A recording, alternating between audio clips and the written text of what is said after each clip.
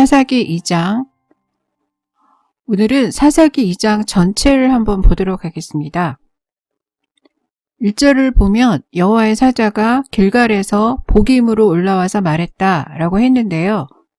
복임은 통곡하다라는 뜻의 명사인데 실제로 이런 지명을 쓰는 곳은 없습니다. 제 생각에 복임은 베델을 두고 하는 말 같은데요. 왜냐하면 5절에 복임에서 여호와께 제사를 드렸다라고 했는데 여호와의 법궤가 없는 곳에서 제사를 드렸을 리는 없을 테니까 여호와의 성막이 베델에 있었을 때 있었던 일로 보는 거죠. 여호수아가 살아있는 동안에 여호와의 집은 길갈과 실로에 있었는데요. 여호와의 사자가 이렇게 야단 맞을 짓을 한 건 여호수아가 살아있을 때는 아닐 테니까 길갈과 실로는 복임이 아니겠죠. 이스라엘 내전 당시 대제사장이었던 비느하스가 베델에 있었다는 내용이 사사기 20장에 나오기 때문에 여호와의 사자에게 야단 맞고 통곡하며 제사를 지낸 곳은 베델의 여호와의 집에서 있었던 일이라고 보는 거죠. 여호와의 사자가 길갈에서 복임으로 올라와서 말했다는 것은 이스라엘은 복임에 있었는데 여호와의 사자가 길갈에 따로 있다가 복임으로 왔다 이런 말이 아니고 길갈과 실로에 있을 때는 여호와의 사자가 아무 말을 하지 않았는데 이스라엘이 베델에 왔을 때 여호와의 사자가 이런 말을 했다 이런 뜻으로 보는 게 맞을 것 같습니다.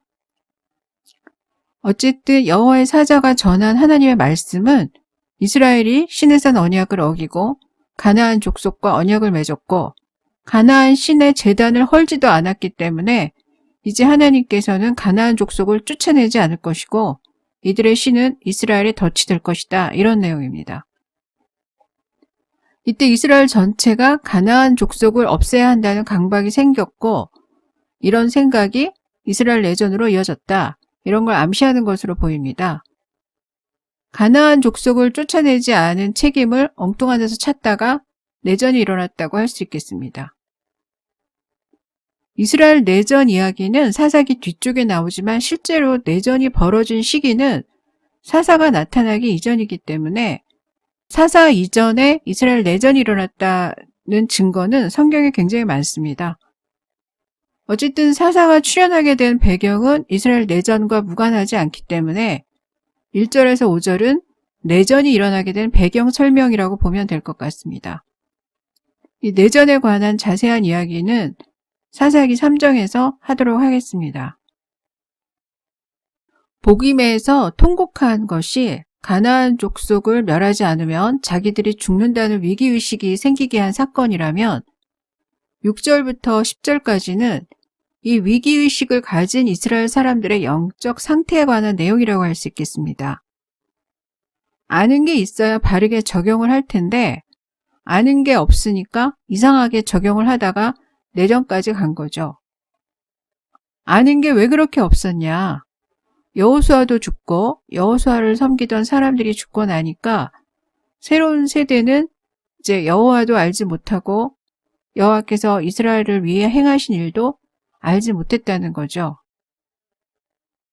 성경도 없고 율법도 천부장, 백부장, 십부장들이나 알던 시절이었기 때문에 여호와의 신앙은 부모를 통해서 전수되는 수밖에는 없었는데요. 이 다음 세대가 하나님을 아는 지식이 하나도 없었다는 건 부모 세대가 신앙을 가르쳐주지 않았고 천부장, 백부장, 십부장을 통한 율법도 생활 속에서 제대로 실천되지 않았다 이런 뜻이죠. 지금으로 치면 교회에서는 성경을 안 가르쳤고 부모도 하나님 말씀대로 살지 않아서 아이들이 하나님에 대해서 아는 게 하나도 없었다 이런 뜻입니다. 11절부터는 사사시대 전체를 압축해서 설명한 것이라고 보면 되는데요. 그래서 이 10절과 11절 사이에 이스라엘 내전이 있었다고 보면 될 것 같습니다. 내전 후에 남자들 숫자가 줄어서 농사가 벅찼겠죠.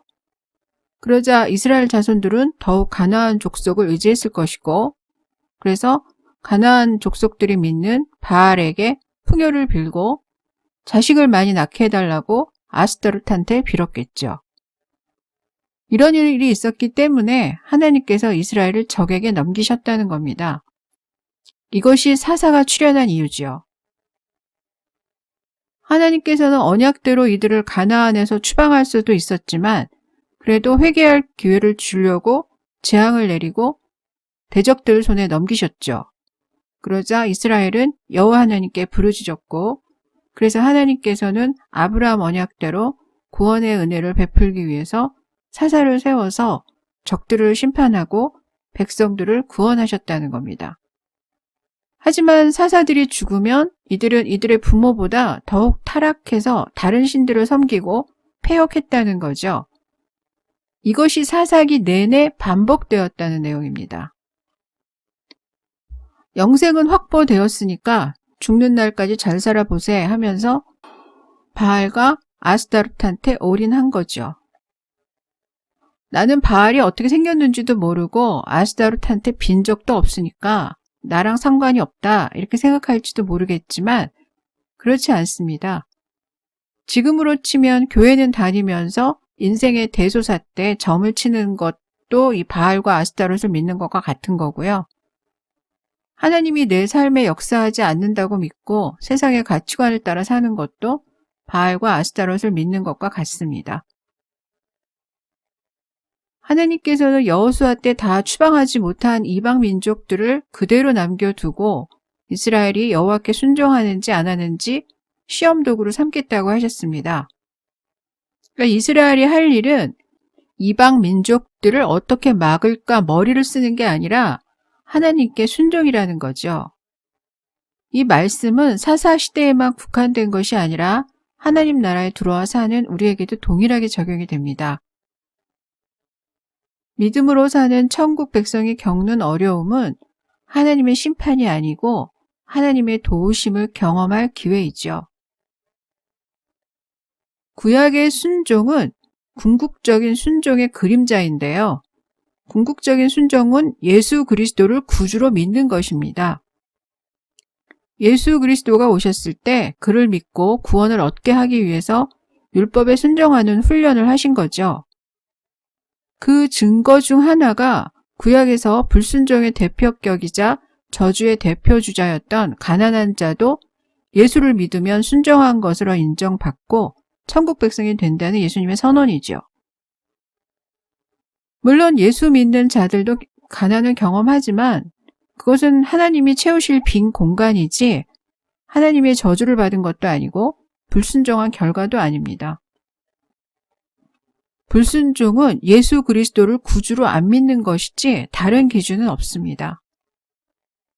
따라서 우리가 할 일은 예수님이 원하는 것을 하기 위해서 늘 성령의 조명을 구하고 무엇이 복음을 위한 것인지 어떻게 해야 하나님 나라에 들어갈 사람들을 얻을 수 있는지 무엇이 형제의 영생에 유익한 것인지 그것들을 알기 위해서 말씀도 보고 그것을 선택할 힘을 얻기 위해서 기도하는 것입니다.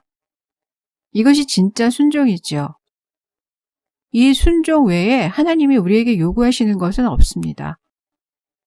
저와 여러분 모두 매일의 삶이 하나님이 받으실 진짜 순종으로 가득하시길 예수님의 이름으로 축복합니다. 아멘.